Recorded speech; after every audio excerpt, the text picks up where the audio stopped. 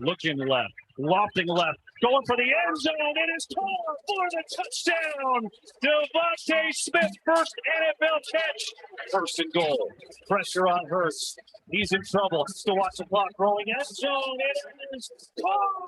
Touchdown. Dallas Goddard. Sanders on the fake. Instead, Rager through. Jalen Rager for 6. All right, welcome in, everybody. This is the Philly Experience podcast over Zoom today, but it's still going to be a great show. You know why, guys? Because the Birds got a big-time victory, so it's going to be a great show. It was a great victory over the weekend against the Atlanta Falcons, probably surprising to some, not to others. And overall, generally, as we dive into it, of course, most of the show is going to be talking about the Philadelphia Eagles. It's going to be really looking at how we got the W, what things we took advantage of, what things we did well as a team, the Birds, and then also looking ahead to the San Francisco 49ers and any other topics that we can get towards the end, we will. But I know everybody wants to go full steam ahead with the Eagles here, so that's what we're going to bring to you guys. And off the bat here, let's talk about the quarterback, Jalen Hurts. I mean, this guy was efficient, 264 yards passing, 3 touchdowns. He moved the ball down the field very well, and he didn't try to do too much, which is one of the main things that I like to see. A lot of quick passes, especially early in the game.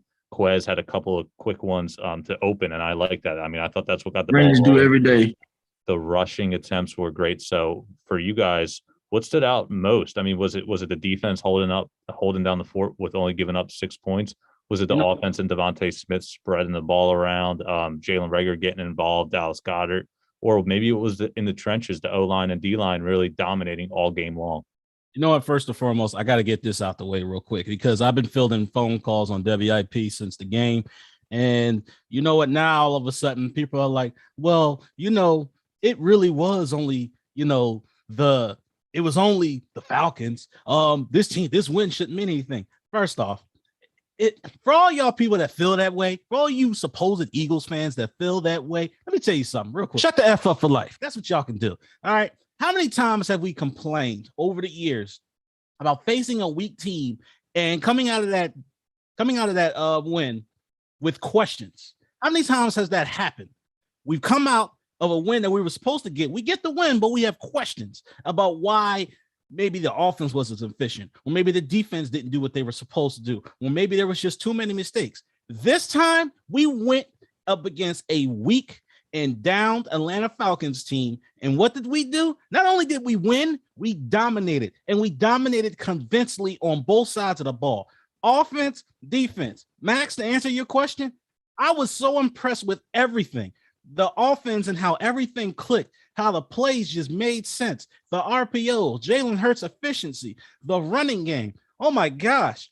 The defense looking like a leaky pipe in the first half, but then coming out in the second half and just looking dominant. These are things that we've been asking for years, Eagles fans. We did what we were supposed to do against a weak team, and I think y'all should be more appreciative of it. Yeah, definitely. For me, what stood out was how electric that offense was behind Jalen Hurts, really asserting himself as the captain of this team. When he was rushing that one time, just pointing out blockers for his defenders to get out of the way. I mean, he looked like a quarterback that's played a whole season in the NFL. And I did not see one pass that was maybe just stupid of Jalen to throw. And he was getting that ball out, whether it was inbounds or out, as long as he wasn't holding on to that ball, which was a problem for many Eagles quarterbacks in the past. Carson Wentz held on to it long. Jalen did hold on to it long in a couple of those games he played in. It looks like those problems were fixed. And I love seeing the youth infused in this offense. You got Smith, Rager over there, which I think he's going to really step up this season. And even Kenneth Gainwell getting his first career touchdown. It was great to watch. And go ahead, say it was the Falcons, but the Falcons were 6-point favorites, I believe, going into this game, maybe a day or two before the game. You got Matt Ryan is on the Falcons, Kyle Pitts, Calvin Ridley. I mean, there's plenty of there's weapons, and those guys have played and we know who those guys are. For the Eagles, it was really discovering who this team has, and what a great time to do that. Yeah, let's talk about Nick Sirianni too, a guy who got his first win as an NFL head coach. Seems to have settled down. Also, you hear him in his press conferences now. It looks like he's just really free flowing, and he's really teaching, in a way, the fans almost. I've heard a lot of people be like, well, I've learned more about football with his press conferences in one or two settings than I have with all of Doug Peterson's press conferences. I mean, he's really teaching the fundamentals, teaching the techniques, the dog mentality that he always mentions. And I think it was just awesome to hear him and see his reaction. Him and Jalen Hurts on the sidelines, obviously their big time handshake that went viral. So it was awesome to see him get his first win as a head coach. And when you win 32-6, you're going to get praise in all facets of the game, defensive, offensive. Both coordinators got to get their praise as well for putting together a great game plan. And let's start off with the first drive. The Falcons get the ball. They move it pretty well. They're running the ball well. Mike Davis had a pretty efficient day for the most part. Cordell Patterson, we know his ability out of the backfield. And, Calvin Ridley had a couple of big catches on that opening drive. Kyle Pitts wasn't really involved all game long, which was, credit to the defensive coordinator. But Jonathan Gannon, in general, that opening drive was a little scary because they ended up bogging down in the red zone. They came on, kicked a field goal with their kicker, Koo. And then also after that, really, Jalen Hurts was able to answer basically right back. So that opening drive was a little scary, but then Matt Ryan basically just fell apart. And you are on point like a pencil. That offense outside of the couple of field goals, obviously, ending with 6 points at the end of the day, that offense didn't really do anything. And you got to give credit to this defense. And here's the crazy part. Before we really start nitpicking, this defense, you know what? What's scary is I don't even think that Jonathan Gannon pulled out any good tricks out of his bag. We didn't hardly see any blitzes. If we saw any blitzes, the front four put pressure on Matt Ryan from the beginning of the game to the end of the game. And it was beautiful. It was exactly what you would think a Jim Schwartz defense should look like in terms of putting pressure on the quarterback. They were harassing Matt Ryan from jump, and they really started getting home in the second half. And another thing that impressed me, like I said before, was the adjustments in the second half. I don't know. I'm not 100% sure what adjustments were made yet. I have to go back and look at the tape. But whatever adjustments were made for the second half, they worked. The run game was shut down. Matt Ryan started getting harassed. The defense was on point on the receivers. Calvin Ridley was a non-factor. Kyle Pitts was a non-factor. That's impressive because the offense was supposed to be the strong point, at least, of the Falcons. And the fact that you were able to go down there and as underdogs and able to dominate, I don't care who you're going up against. Going into another team's stadium and not only winning but dominating, that says something. But it must be a trend around the NFL because after looking at some of these games and looking at, some of the betting odds, underdogs were 12-4 for week one. That's saying something. So maybe it was just the Eagles' luck. I personally don't think so. I think this is a legitimate dominant team that we need to start paying attention to. One thing that's really crazy is that in his introductory press conference in the season, Jonathan Gannon said he had no idea what his defensive scheme was going to be. And whatever he decided worked, obviously. And I think the way that this team is sort of keeping low key to itself, Nick Sirianni, low key kind of coach. People were concerned with his public speaking, which has nothing to do with coaching. Nope. We were critical of it because why not? Because after seeing how Adam Gase handled his press conference and the way the team turned out, it's why not talk about that? But Nick Sirianni did a great job because we weren't talking about how bad of a job he was doing in the halfway through the game. A coach is doing a great job when you don't have to talk about it. Just like Max and I are familiar with Audio Mixer. If someone's not complaining about how bad the audio is, and at the end of the show they don't say anything, that means you did a great job. There you go. And one other point I want to bring up before we really start nitpicking, because nobody's perfect and this team can obviously still improve. How did Jalen Hurts hold on to that ball? I forget what quarter it was, but he's running just one hand on the ball. defender comes up behind him, and I have no idea how Jalen was able to hold on to that ball. But that's just another thing that I love about Jalen Hurts is his strength. I remember he showed highlights of it last season, just pulling guys into the end zone. And for a quarterback to be that strong, agile, and able to execute his passes, man, I really like where Jalen Hurts is going. Not only being able to pinpoint his passes, but the accuracy on top of that. Like that second touchdown to Dallas Goedert. Do you realize how difficult of a throw That was a missile on that the was run? beautiful. And people question his arm strength coming into the NFL. I don't think there's any more questions about his arm strength. He threaded the needle to get it to Dallas Goedert in the back of the end zone. That was a hell of a throw. And that is an NFL type of throw. I don't want to hear no more questions about this guy's arm strength. All right. And I think with Jalen Hurts, if you really listen to his post-press conference, man, the guy is mature. The guy just talks like he's been in the NFL for 10 plus years. And it's such a breath of fresh air, just not having to hear almost like a robot up there at the podium.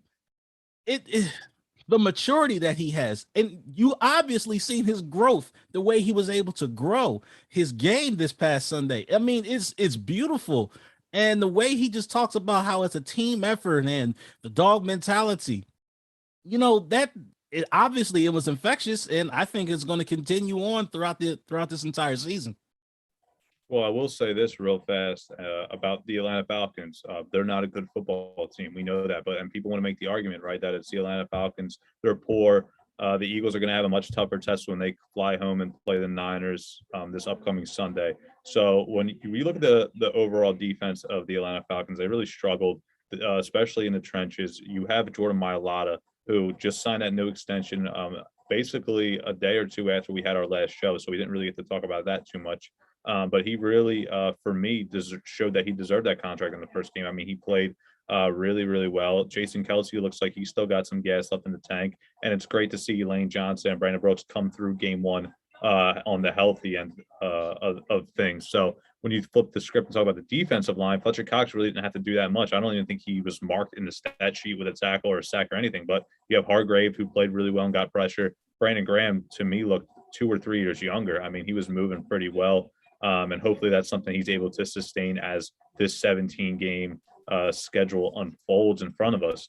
But when you look at this game specifically, it was completely dominated on both sides of the football, special teams as well, 32-6.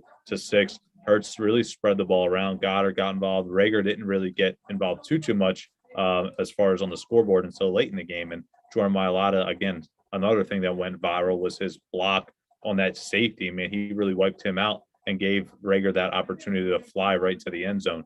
So obviously everybody else wants to react after week one, and we try not to as fans. But I want to also, again, eventually get to around the NFL here. But also when we look forward now to a San Fran team, and this kind of ties into where I want to go with things before I let you guys take it in the direction that you guys want to go, is that Detroit San Fran game, which was crazy. I mean, it was 41-17 at one point. The Lions looked down and out, 2 minutes to go.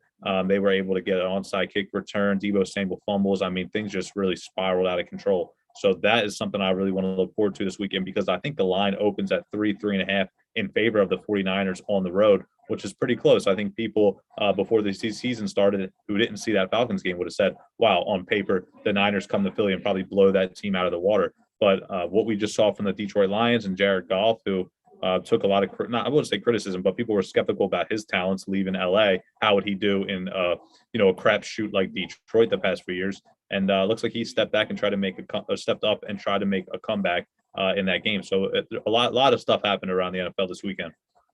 And you know what? Real quick, T, because since Max talked about Fletcher Cox, the Eagles and Fletcher, they redid his contract, opening up I think it was $11 million dollar cap space. So there could be moves coming up too. If this team shows that there is a hole in whether it's offense or defense against this Niners team, there could be an addition made to this team now. It's hard not to make that argument, but going back to what you said about Mailata, oh my gosh, That Rager touchdown, for anybody that didn't really see that Rager touchdown, I need y'all to pay attention to when that pass comes out and the pass going towards Rager. What Mailata did to that Falcons defender is murder on the field. That is what I like to see out of my offensive linemen. I love that aggressiveness. I love when my offensive linemen put asses on the ground. Y'all know I love seeing that kind of stuff. Like I'm just so overjoyed. I don't care what nobody say. You're not killing my joy this week. We're gonna go into the 49ers and doggone it, we're gonna beat the 49ers. I don't think it's gonna be as dominant, but I'm confident. That's all I got to say on that. Nah, T, you have to say that they're gonna lose so we can keep the same sort of juju going with Max and I, on one side and you on the other. I remember I said that. Remember, I changed my stance. I had said that, they was going to win. Right. I know in the beginning I said they was going to lose to the Falcons, but then I changed it to a win. I will say this. I want to bring something else up real quick because we kind of skipped over it in the beginning, but how we ended our last show, right? Talking about the Buccaneers and the Cowboys. And that game was another amazing way to begin the season where you had the Cowboys who really couldn't hit field goals to save their lives from Greg Zuerlein. But I thought they put the game away. But Tom Brady, of course, leads the charge right back down the field. I truly didn't think there was enough time left. And I know Tom Brady is out of this world with his talent, but I just truly didn't think there was enough time left. Of course, they hit a couple of big plays down the field. I should have learned my lesson at that point in time. Always. But listen, come on, Max. Dallas really competed at a high level with the best team in football, in my opinion. I mean, you can make the argument Kansas City, but Kansas City gave up a ton of points to Cleveland right off the bat. So I don't know if their defense is going to be able to hold up for a full season. Dak Prescott looks healthy as a horse, 403 passing yards, 3 touchdowns. And that's with Ezekiel Elliott being held to under 10 or 15 rushing yards, about that. So he was out of the game script almost immediately. And Dak was able to find Amari Cooper, find CeeDee Lamb. Both guys got over 100 yards receiving. Michael Gallup looked like a guy who last season was kind of faded out, but then you turn around, you flip the script, and week 1, that Thursday night game, he looked really involved too. So Dalton Schultz, another guy who was involved, I think he had 4 or 5 catches. That's the one team in this Eagles division I'm worried about. I think I really wasn't worried about the Giants because I don't believe in Daniel Jones. I think he might be, if not the worst quarterback, bottom 3 or 4 in the NFL. So I never really, and Saquon, again, too many question marks around that ACL. I thought early on in maybe July, I didn't think about it too much. I thought, okay, Saquon will be a full go for week 1, but you can see his snap count was significantly limited, and Devontae Booker got some work there too. So that Broncos team's not good. They went right into New York or North Jersey and knocked off the Giants. I don't see the Giants making any sort of hay in this division. The Washington football team loses their quarterback, Ryan Fitzpatrick, who I wasn't huge on to begin with from the jump. But when you lose your starting quarterback, you have Taylor Heineke, who knows, maybe he'll provide a spark, but a team that I'm not worried about. I think on paper, their defense is better, but we really showed out that we can score 30-plus points. I know it was against a poor defense. I know Washington's defense is better, but after week 1, you really got to buy into the fact that the Washington team might struggle to score points without their starting quarterback. So Dallas, with their offense, their explosiveness, that scares me because will the Eagles be able to stop them? They played twice. La'el Collins gets a 5-game suspension, and the Eagles, that'll affect them come week 3. He won't be there to play up on that offensive line at right tackle. So the Cowboys, after week 1 and what I've seen, their defense is skeptical, but shady, I guess you could say. But that's the team you got to worry about, right? You know what? Yeah.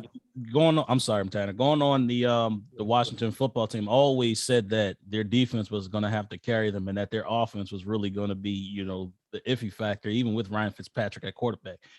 That's even more confirmed with Ryan Fitzpatrick being out. And I agree with what you said about the Cowboys. Oh God, I hate the fact that I'm saying that. I'm throwing up in my mouth just thinking about it. But they look dominant. I'm not even going to front, but I've always said that. I said if the Eagles are going to be competitive in the NFC East, their main issue is the Dallas Cowboys. And as you've seen that offense is potent. That offense is elite, to say the least. Now, the defense, on the other hand, still is a liability, but that offense is elite. Here's the thing, though.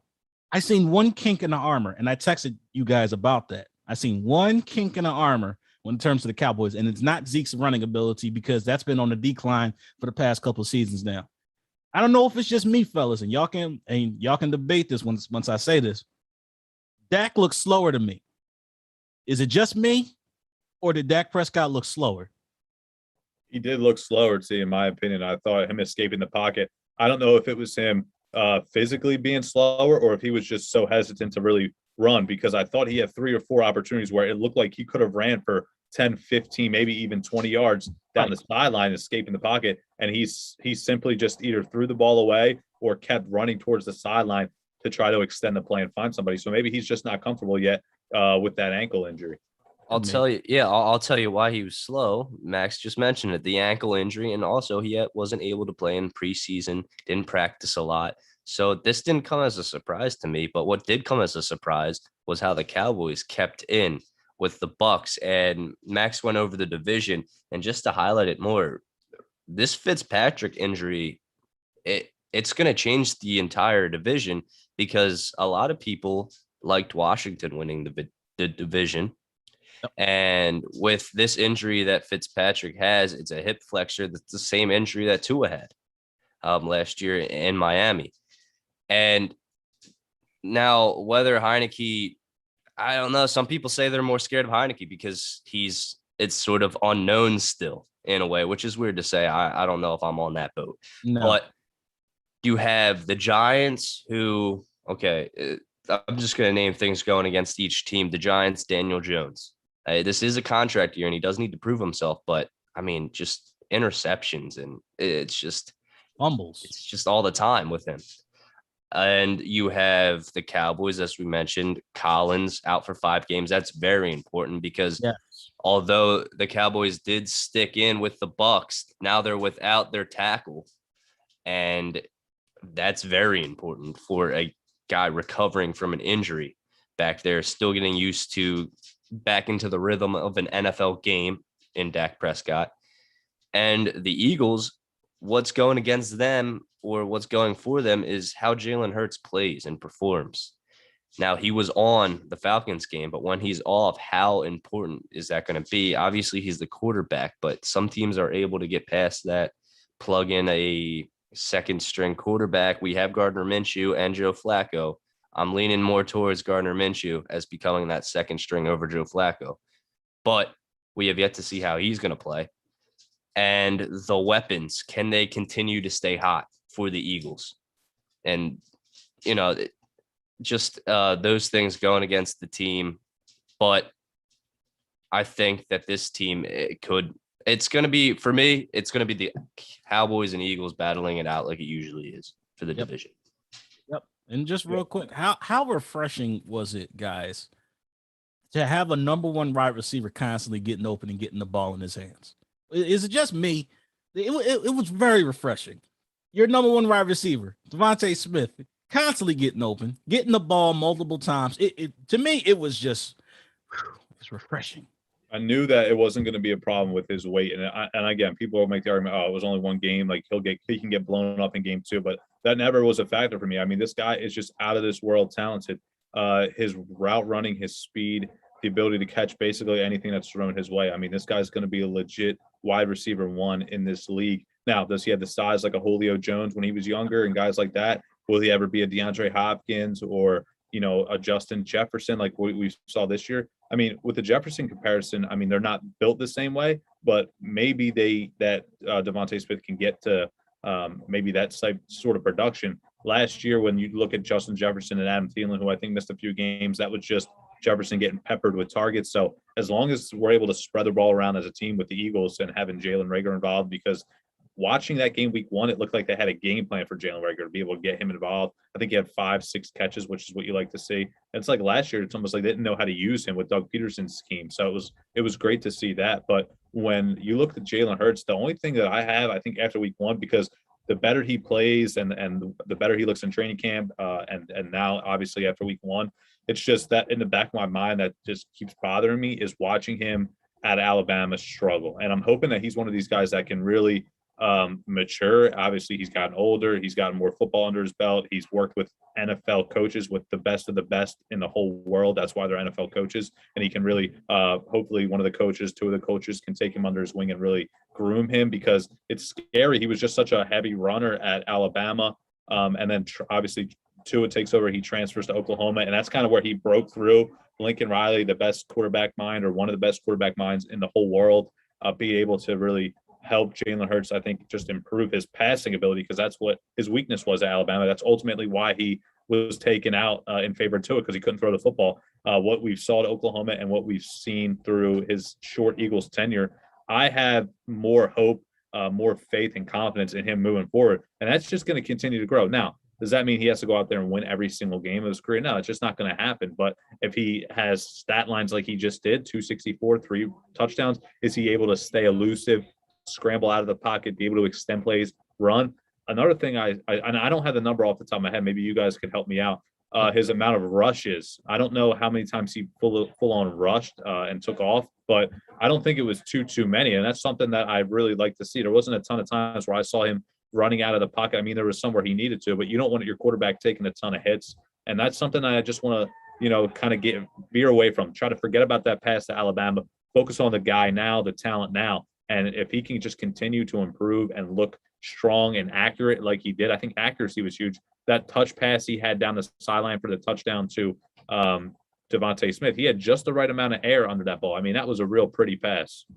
It was wonderful. And to quote his running stats, he only ran 7 times for 62 yards for 8.9 run per attempt average. And just picking up on what you said about his running ability, he didn't just look at the one read and then take off. He kept his eyes down the field. He paid attention to the pressure around him. All right. He didn't just take off. No, the only time he took off was when it was necessary, and the Falcons were blitzing the hell out of Jalen Hurts. That's another thing, too. He handled the blitz pressure beautifully. You cannot handle blitz pressure more better than Jalen Hurts did. All right. When Jalen Hurts needed to run, he ran. It wasn't his running ability wasn't a primary asset, but it's an extra asset that he has. And I think if he continues to develop his passing trait, oh my gosh, with the ability to run, oh my gosh, Jalen Hurts, I'm not even, you know what? I'm gonna pause. I'm not even gonna say it. I'm not gonna say it. I'm excited though. There wasn't a lot of deep passes in this game, which is something that I expect to see more out of Jalen Hurts going on because of the question mark of what his arm is. I think he's proved that he has talent throwing the ball, obviously, and he can. People were questioning his arm strength, and I think he proved it. You brought up the Dallas Goedert throw. I mean, what a missile right through defenders, right to Dallas Goedert, right in the chest. And I thought, I mean, it happened so fast. I didn't know where the ball went. He threw it so fast. Yes. But I think that we're going to see in this game against the Niners a long ball to either Smith or Rager, because I think that they're really going to try to get to see how his arm's going to hold up. I think ultimately it depends on what the defense is going to give him. And they also talked about that in the press conference. And the little bit of tape that I have watched, the Falcons were not giving up anything deep. They were playing a lot of 2 safety high. They were really guarding against the deep pass. So that's the reason why we saw a whole lot of, 10, 15 yard plays, because they were really defending that deep ball. They know that these young Eagles receivers, they got speed. Their route running ability is tremendous. They were not giving up that deep ball. So the Falcons did an excellent job of taking the deep ball away. And I think Jalen Hurts and the entire offensive staff, they did an excellent job of countering that and saying, okay, well, we'll just take what we can get underneath. We'll nickel and dime you up and down this field, and we'll continue to score touchdowns. I love that. As we begin to put a bow on the Falcons game here, we have to mention the running back position. Pretty efficient overall. When they didn't run the football up the gut with a draw or to the outside, they were really able to Hurts take the snap and then dump one quickly right to a screen in Sanders or Gainwell. They were able to really be efficient that way and score. I know Lane Johnson had that penalty, so Gainwell's second or first of his 2 could have been called a touchdown. Obviously, that came back, and then he scored later on in the game. But Boston Scott seems to be the odd man out here. He didn't get a lot of volume. I don't know if he got even a carry in this one, but generally, did he get a carry? He did not. No. Yeah. So it looks to be the Gainwell show, and you guys know how high I am on Gainwell. Sanders, I will give him credit. You guys know I've been pretty hard on Miles Sanders, but when he's not, I shouldn't say that. He is a guy that I expected a 3-down workhorse, but if he's not truly that guy and the coaching staff knows it, it's great to see Kenny Gainwell get involved and score. And that's something you want to see. The running back rotation was great. The pass catching ability of Sanders looked better in this game than we've seen before. And even if he struggles, you have Gainwell, who's a great pass catcher as well. So I'm excited. And this is kind of what we talked about previously, right? We talked about the question marks. We have to stay patient. We have to see, because there's new Kenneth Gainwell. There's a new shouldn't say new, but a first-year starter fully in Jalen Hurts. There's Devontae Smith with his short stature and blah, blah, blah, blah, blah. Jalen Reagor, the inconsistency. Dallas Goedert and Ertz, how would they be utilized together? There's just so many question marks, and that's one of the big things that I take away is we got some answers, at least to, I think, a few. It looks like it's Sanders, number one. Gainwell definitely will get maybe 40, or maybe even be split at times, depending on the game script. And you have Hurts being able to really get Reagor, Smith, and it looks like Goddard are your top three options in the passing game. Quez maybe two, and that's where your deep ball opinion comes in. Trey, maybe we'll see, or T or Tanner this weekend. But generally speaking, overall, let's look forward and ahead to this San Fran game. You have Raheem Mostert tearing cartilage in his knee. He's going to miss 8 weeks. So their running back one's out. Elijah Mitchell steps in, 18 carries, had a pretty efficient game. It looks like he might be utilized heavily. Trey Sermon was a healthy scratch. I don't know if he'll play in week 2 as well. Wayne Gallman obviously traded and cut. He's now with the Atlanta Falcons. So the running back room there is short one guy with Mostert out. Jason Verrett is feared to have torn his ACL. So that's a corner who the 49ers will be without in week 2. There's been possibility of activating Josh Norman, who they recently acquired, and possibly a reunion with Richard Sherman there as well in the quarterback or cornerback position in the secondary. So there's definitely opportunity to take advantage of a few weaknesses. What do you guys expect to see the Eagles? What's their plan of attack coming up this weekend against the Niners? Because it's definitely two different defense that they're going to face in the first 2 weeks, clearly talent-wise. Well, in terms of what the offense for the Eagles need to do against this defense, it's like you said, Justin Verrett, them losing him is a huge blow to their secondary. So what me and Tanner was discussing about the deep ball might be a factor. Now, here's the thing. Now, Josh Norman hasn't been Josh Norman for a number of years now. All right, so if Josh Norman's going to get to start on the outside, all right, I'm smelling burnt toast already. They need to attack that side. And I think – Really, T? You think he's going to be burnt toast? Josh Norman has been. Did you see what that man was murdered on the field last year by Derrick Henry? That Josh Norman. That was Derrick Henry, though. But yeah, he's not what he once used to be. Not the same guy, but I don't know if I'm going to go out and say he's burnt toast yet. Oh, that's the burnt toast to me is Michael Jacquet. That's burnt toast. I don't know Ronald if Darby there yet, but he with his age, he could be on his way. One thing I wanted to mention too is the secondary for the Eagles. They weren't really heavily mentioned, and that could be a good thing, right? Because we didn't really see too many negatives. They held their own. The defense as a whole only gave up 6 points. There wasn't any big time deep plays that were really, presented, or the opportunity for the Falcons was presented is where I was going with that. So it was good to see, obviously Nelson and Slay on the outside. Rodney McLeod still working his way back from injury in the safety position. The Eagles also came away relatively healthy. I know Epps got banged up there with a concussion as well, but relatively healthy through the first game, which is what you want to see. I completely agree with you. But yeah, I still say Josh Norman, that's the guy who you need to attack. And honestly, I would test that long ball. I would test Richard Sherman's speed. Richard Sherman doesn't have the same speed like he used to, especially with now him those injuries really catching up to him. I would test Josh Norman's speed. All right, I would test Richard Sherman's deep speed. You want to see some long. You don't want to, because I don't think the Eagles didn't win that way this past weekend with the Falcons. They dinked the Eagles didn't win that way because of the way the Atlanta Falcons defensive scheme was. The way the San Francisco 49ers play, they play blitz a lot too. High. They don't blitz a lot, but they play one safety high. Their corners are usually in press man coverage. All right, which means those corners are going to be on an island. You need to take advantage of that. Okay, and then. In terms of where we have an advantage at, we have speed at 3 wide receiver positions. All right. So even if the 2 outside guys are shut down, you still got to contend with Quez Watkins in the slot. Speed is going to be the way to beat this San Francisco 49ers defense. Mark it down right now. Speed. Go deep. Let's start stretching out those young guns. Let's start sending them deep. Jalen Hurts, get that arm ready. Get that arm prime and ready. It's fair enough to say. And in terms of what the speed, go ahead. The speed is going to be a factor because you have Josh Norman, who, I mean, Max, he did get burned a lot last season, or the season that he did play. I remember I was at the Washington football game, and he was just laying around the field. I mean, it was embarrassing for him. And imagine if the 49ers call up Richard Sherman and you have Richard Sherman and Josh Norman, two guys out of their prime. I mean, what a meme that would be. I mean, these guys both are notorious trash talkers, but having rookie wide receivers just burn them, that would be something to see. I think really experience is going to go into that matchup between the wide receivers and the cornerbacks.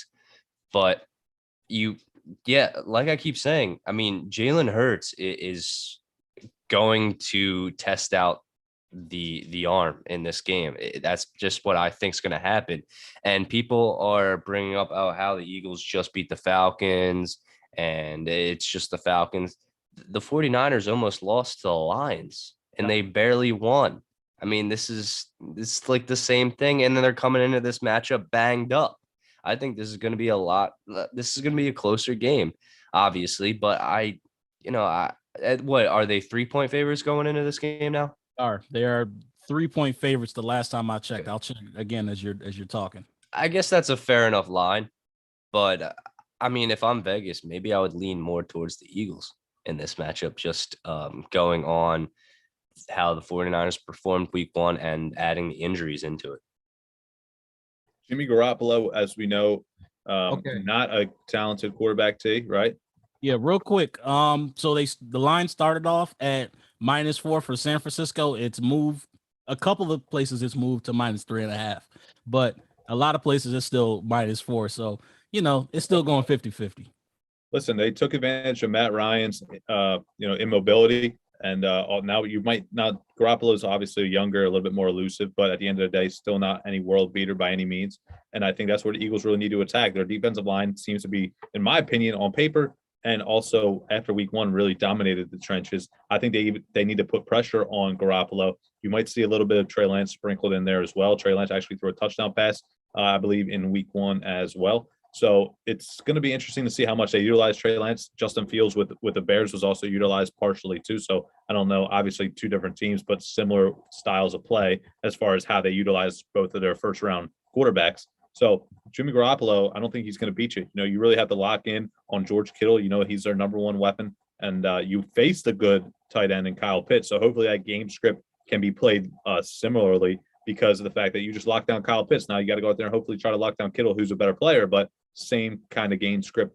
You also have Deebo Samuel, who exploded against the Detroit Lions. You have to be able to stop him. And then you have Brandon Ayuk, who's the key for me, because Brandon Ayuk, I don't think was on the field at all. He's a guy that was highly touted. And you talk from a fantasy football's perspective, even guy that's going in the 5th, 6th round in some of these drafts. The guy had 0 catches for 0 yards. We know he's talented. I just don't know what Kyle Shanahan's thinking and how to use him, because when he's on the field, he's usually dynamic. But similar game script. You have Deebo Samuel, who's not as good as Calvin Ridley, but you'll have George Kittle, who's a little bit better than Kyle Pitts, obviously. So it could be from a defensive game plan relatively similar, because you have now Mike Davis, who, again, isn't really that good. And you have Cordell Patterson, who's more of a change of pace back. Same thing comes in here with Elijah Mitchell, who hasn't shown much at all. This guy's a rookie, and he just had one, not even a start, but he had to come in place of Raheem Mostert. So similar game plan. You're at home. I could see a win. I mean, we'll get to our predictions coming up soon, but I could definitely see a path to a win here. Oh, yeah, I'm definitely seeing a path to a win there. It's like I said, if the offense takes advantage of those corners who, aren't exactly, in their primes anymore and have taken a step back in terms of speed, I do think this can be a win for the Philadelphia Eagles. And in terms of their defense, look, it's like you said before, they got a couple more weapons that they have to deal with, more potent weapons, I will say, in Deebo Samuel and George Kittle. I mean, those are 2 extreme potent and dangerous weapons that this 49ers offense possess. Not to mention the fact that, here's where this defense is going to have to be really disciplined, because Kyle Shanahan likes to implement the run extremely into his game plan, which also includes a play action pass, and that's what opens things up. So these linebackers are going to have to be very, very disciplined going into this. That's the only thing I have a concern with. I think that the 49ers are going to score against this defense because, look, the 49ers offense is still a very potent offense. There's no denying that. And eventually a play action pass is going to go over your head. So I do think this 49ers offense is going to score. I think it's going to be a high scoring game, but I think it's still going to be in the favor of the Eagles. Yeah, this game, I mean, we can keep saying it over and over again how close this game's going to be. But honestly, after watching how the Cowboys played against the champions and how the Eagles played against the Falcons, we really don't know. It's too early in the season to be able to predict these scores and how teams are going to go out to the field. And one, you have the Eagles coming off a matchup against the Falcons and the 49ers coming off a matchup against the Lions. So until these teams get equal opponents, it's going to be hard to predict. But I think this is where you can start to tell what team is, like, who these teams are. And for the Eagles, this is very important. This is Nick Sirianni. This is his first game at the Link, his first regular season game at the Link. And some of these guys are going to have to get used to how loud the Link is, especially this season when everyone's coming back, everyone's in person here. And that's going to be another factor. And it's going to, obviously that's going to go against the new guys who are getting used to it and the 49ers, because Jimmy G is an experienced quarterback, but there's still room for improvement, obviously. And for the performance that he put on was impressive. And they have Trey Lance, who was only out there 4 plays. I believe he completed 1 pass for a touchdown. But I think, for me personally, I don't think Jimmy G is going to be able to keep up the same performance the entire season. I don't think he's that consistent of a quarterback. And I'm going to go with the Eagles here. If we're starting our predictions, I'm going to go 23-20 Eagles. See, you're up next. I said it was going to be high scoring, and I meant that. So I got 31-28 leading towards the Birds. Oh, man. Gosh, do we all going to bank on the Eagles here to win this game? Oh, man. For me, listen, I think the kicker is going to come into play here. I didn't see enough of Jake Elliott in week 1. I wanted to see a little bit more of them. I think they went for it a few times where they could kick a field goal. Robbie Gould is pretty automatic. I think it's going to come down to kickers, which means, in my opinion, it's going to be either 6 or a 3-point game. I think the Eagles probably can get to 20 points. I think the 49ers can also get to 20 points as well. So I like Tennessee's prediction of 23-20. I'm going to go one better and say 24-20. The Birds get it done this weekend. And I can dig that. I can definitely dig that. In terms of going around the NFL, I just got to say this real quick because I think it was just hilarious. So I checked during the day Sunday. I checked Indianapolis Colts Twitter, and it's funny how some of these things are popping up. One of their beat writers had said that, and this is true. This is statistically true that the Indianapolis Colts last season was statistically the best offensive line in the NFL. Now, all of a sudden, they're playing like the worst offensive line in the NFL. Carson Wentz. I wonder what changed. It is funny because looking at their Twitter, they're saying the same exact things that we were saying throughout the entire season. And it's funny how, as Eagles fans, we were attacked. We were we were blamed for running Carson Wentz out of town and not appreciating who he is. But they're saying the same exact thing now. And I just think that's funny. Gives people what they want to see. Oh, you gave me exactly what I want to see, and that was an L. And I'm still befuddled how he fumbled on a quarterback sneak. Y'all gonna have to help me out on that one. Well, see, you gotta remember it's Carson Wentz here. All we're focused on is him playing 75% of the snaps. Luckily, he was able to play the full game in week 1. That's got to continue. The Seahawks played well. You had Tyler Lockett with a couple of big time touchdowns. Russell Wilson looks to be already in midseason form. DK Metcalf getting involved. Seahawks are a tough team. That whole NFC West is really going to be a tough division. So it's going to be worth noting, worth watching all season long who's going to be involved in that division, because you have the Cardinals too, who dominated on the road in Tennessee as well. So it's going to be a lot of fun to watch, and we'll all be with it and with you guys, catching you guys up, giving you guys opinions throughout the rest of the season. All going right. I just have one more thing to bring up. This is kind of breaking news, John Wall and the Rockets are going to work on a trade. So this could potentially involve the Sixers. I'm not It always involves getting the too much Sixers. into it. But there's It another always trade involves. candidate. Well, listen, with John Wall off the bat here, a guy who's probably past his prime, a guy who battles injuries a lot. I don't know if it's somebody I'm necessarily looking at. I mean, there's definitely guys out there I'd rather have. I mean, Colin Sexton, Malcolm Brogdon come to mind, who've been floated out there. I know the trade with the Timberwolves is also on the table, even though they don't want to part ways with D'Angelo Russell. But again, it's something that it's going to happen. It's going to happen. We all expect it to. But with T, are you saying you would be interested in John Wall? I mean, at this point, it's either you have a star on your bench who you're playing, not playing at all, or who you're paying and he's not playing at all, or you get at least something for him.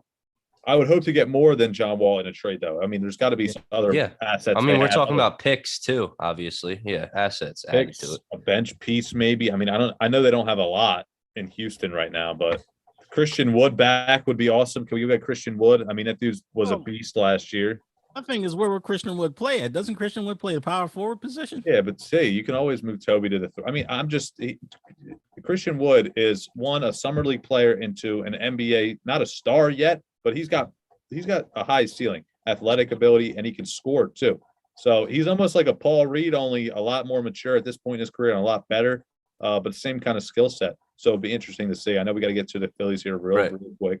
Would the Rockets even be interested in making a trade with Daryl Morey? Yeah, of course they would. I mean, listen, they're in a whole rebuild. They're anxious to get rid of John Wall, a guy who came in, didn't work out there. He's an older vet. He's not going to hang around for this rebuild with young guys. You got a guy like Ben Simmons in there who we don't care personally about his happiness. And I'm sure he doesn't want to go to Houston, but just to get him the hell out of the city, I think all of us would be on board. And as long as they negotiate well, respectfully, make sure that you get the best you can get, I think, they would be open to doing a deal because Daryl Morey certainly has no hard feelings. The Rockets, on the other hand, maybe a little bit. But listen, Morey did what he could. He always tried to go out there and get a big fish. He was able to get Harden, try to get Russell Westbrook. Chris Paul was there for a while. Stuff just didn't work out, but he was always trying. Just like I said, I don't care what y'all do as long as Ben Simmons just get the out. That's all I care about. All right, see, real quick here. I know the Phillies another week down. We got about 17 or 18 games left, so I know the pain of you having to bring up the Phillies and talk about them is dragging. It's really slugging along in a 162 game season. But for you, I'm sure you got to be feeling happy with what you saw in that Rockies series, a team that just got embarrassed on their home field, and it's a team that they not that they fall apart because they've kind of just been middle of the pack the last 2 years, but they get your hopes up, and then it gets to be end of August, early September, and they just can't get the job done. And it feels like right when we start to lose interest because football season is right around the corner and we watch the preseason games and blah, blah, blah, blah, blah, we kind of lose focus on the Phillies and they become second. It's like, okay, in the Phillies' mind, if you guys want to put a second, we'll just start losing games. And that's exactly what it feels like right when the tables turn the corner, right when we turn the corner, I should say, and focus on the Eagles. It's like the Phillies, they take a back seat and things just seem to fall apart. But I know Tanner's still in the way. Well, first and foremost, I'm never happy when they lose. Let's not get that straight right now. You are. You're happy when they lose. You want to see them lose. I'm not happy when they lose. It's still a Philly team that I support. Liar. You're not. Shut up, Tanner. They're not coming up, all right, to expectations. All right, we expect this team to win, especially in a series against the Colorado Rockies, and you only win 3 out of the 4 games. I'm sorry. Y'all wanted to stay on. I'm laughing at y'all. I'm disappointed in y'all because y'all wanted to stay on the bandwagon. Y'all don't see the pattern that this has been going on now for the past 2-3 seasons where we have all this talent, but yet and still, when the month of September comes, we can't win the games that we're supposed to win. Y'all see this pattern. We've been through this pattern. It's around the time that we started doing this podcast. I can't argue with you. I don't really have any. This is a conversation where you're right. Like I agree. Nod my head. They just suck me back in. I'm like, oh, the schedule's favorable. They play the Rockies. They're a shit team. Oh wait, did we lose 3 out of 4 at home to the Rockies? Oh, the Phillies have a good home record. Hopefully they're playing the Rockies. The Rockies are 18-50. Let me repeat that: 18-50 on the road. And it's like, okay, we can get 3 out of 4 sweep. It doesn't happen. So for me, I agree with you. I can't. I already stated. I mean, internally speaking to myself without the crowd listening, I gave up on this team. But publicly speaking to everybody right now, I still have to stay on the bandwagon. Unfortunately, I don't want to do it. I don't want to do it because I know they're just going to hurt me in the end. I like that Tanner's still on. It's God not forbid. important, but God forbid. I'm done. I I'm a can't. loyal I fan. can't. I can't do it. God forbid. Someone here is a loyal fan because it is so easy to just jump off bandwagon like T constantly does with every Philadelphia team. But I mean, it's easy to be critical of a team you're not rooting for. I mean, what is this, T?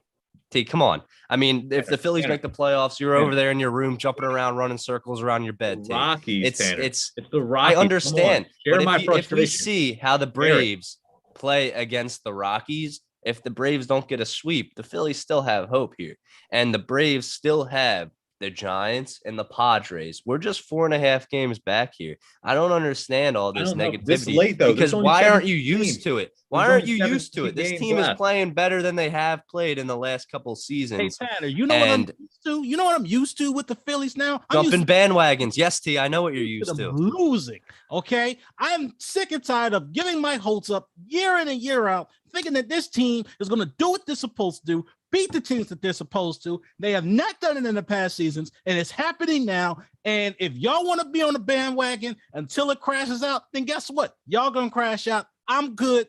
I'm on the football. That's all. Well, listen, let me tell you something. We're in Philadelphia. We were born in the area. We were born as Philly fans.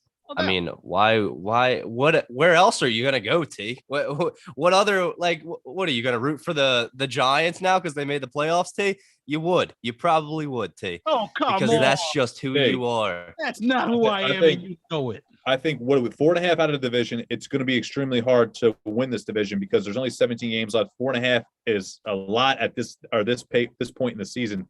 The schedule for the Braves, if you want to make the argument the Phillies have an easy schedule, the Braves' schedule is also relatively easy. We're closer to the wild card, surprisingly closer to the wild card than we are to the division. There's teams like the Padres ahead of us in the wild card. The Cardinals are ahead of us. The Reds. Those three teams are better than the Philadelphia Phillies. I'm sorry to say it. So the our Braves have the Giants, the Diamondbacks, the Padres, a 4-game series with the Padres, and then the Phillies, and then the Mets. Like this is the Mets. Well, okay. Just highlight the 1 week team that I named, or you got the Diamondbacks too. But I'm telling you, they don't have an easy schedule. Like this, you overlook it because we're 4.5 games back. It's so easy to get into this stuff when you're just reading like headlines or something for fans that are just down on the Phillies after every game on Twitter, just tweeting about it. You got to win the games. This is a team that hasn't made the playoffs in 10 years. Okay. They just need to make the playoffs. I don't need them to look like the best team in the MLB, but I just need them to break that lead that the Braves have over them in the division and just stay pat. I mean, the Braves they don't have an easy schedule. People like not a lot of people are saying that they have an easy schedule, but if you look at it, it's not easier than the Phillies schedule. The Phillies have an easier schedule. This is all I'm saying. My last point, and then I'll let you guys shut everything down. The Phillies have a very, very easy schedule. The Pirates still in the schedule. The Orioles are still in the schedule. The Cubs coming up tonight, easy schedule. The Braves, I know the Giants are tough. The Padres have scuffled lately. They just got swept by the Dodgers. I know it's the Dodgers, but they scuffled as of late. Haven't been playing their best baseball at this point in the season. That's why the Reds and Cardinals have caught up to them in that wild card race. So they haven't been great either. Then you have the Rockies, who are one of the worst road teams in baseball. A good team should beat them at home, and the Braves should do that. You expect them to. The Diamondbacks are god-awful, the worst team in baseball. And the Mets, who they just have so much dysfunction going on in that organization. It's the last series of the year, by the way, too. So at that point, the Mets could be out of it, and they might just be like, screw it, we're not even trying anymore. That's kind of where I sit. Now, listen, am I going to watch the 17 games? Of course I'm going to watch the 17 games. But you can't sit here and tell me that you have confidence, keyword, confidence, that this team's going to make the playoffs. You just can't do it. If you watched how we lost some of those games, Ian Kennedy comes in, that first game of that series, gets absolutely destroyed with that home run and breaks everybody's heart. We're winning in the 8th inning. Then you have the game Sunday, Aaron Nola. Oh, look at Aaron Nola. Dominate. Third inning, 4th inning, dominate. 5th inning, all of a sudden, boom, 3-run home run. Game turns just like that. I mean, they just punch you in the stomach. How many times do I punch you in the face before you realize that hurts? Yeah, all I got to say is the next 13 games, the Cubs, Mets, Orioles, and Pirates for the Phillies. That's all I'm saying. Matt, Tanner, if you're hanging your hopes on that, then I'm sorry, but you're going to be disappointed in the end. And 13 games, T. I didn't just name one game. I named 13 games, and the matchups were between 4 teams: the Cubs, Mets, Orioles, and Pirates. Bottom feeders. Are you guys watching the game tonight against the Cubs? Are you setting time aside for yourselves, homework aside a little bit, work aside, and you're going to check out a little Cubs Phils? Or are we just saying? I mean, listen, it's baseball. I'll check the box score in the morning. Are you checking the box score in the morning, or are you watching the game?